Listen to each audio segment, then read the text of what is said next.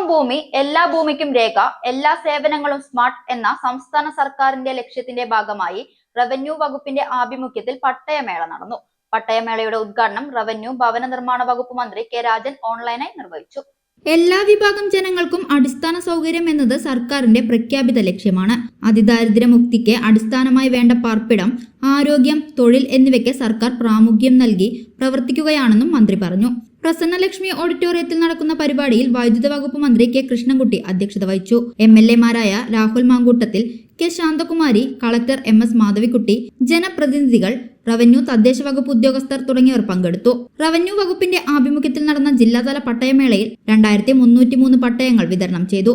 Pattambi, Ottapalam, Attappadi, Palakkad taluk land ട്രൈബ്യൂണലുകളിൽ നിന്നുള്ള 1440 പട്ടയങ്ങൾ, Palakkad land assignment general number 1, number 2 ഓഫീസുകളിൽ നിന്നായി 25 പട്ടയങ്ങൾ, പാലക്കാട് RR തഹസിൽദാർ ഓഫീസിൽ നിന്നായി 15 പട്ടയങ്ങൾ, പാലക്കാട് PAR ഓഫീസിൽ തഹസിൽദാർ ഓഫീസിൽ നിന്നും 140 പട്ടയങ്ങൾ, ദേവസ്വം ലാൻഡ് ട്രിബ്യൂണലിൽ നിന്നുള്ള 675 പട്ടയങ്ങൾ, 8 LA പട്ടയങ്ങൾ എന്നിങ്ങനെയാണ് വിതരണം ചെയ്തത്.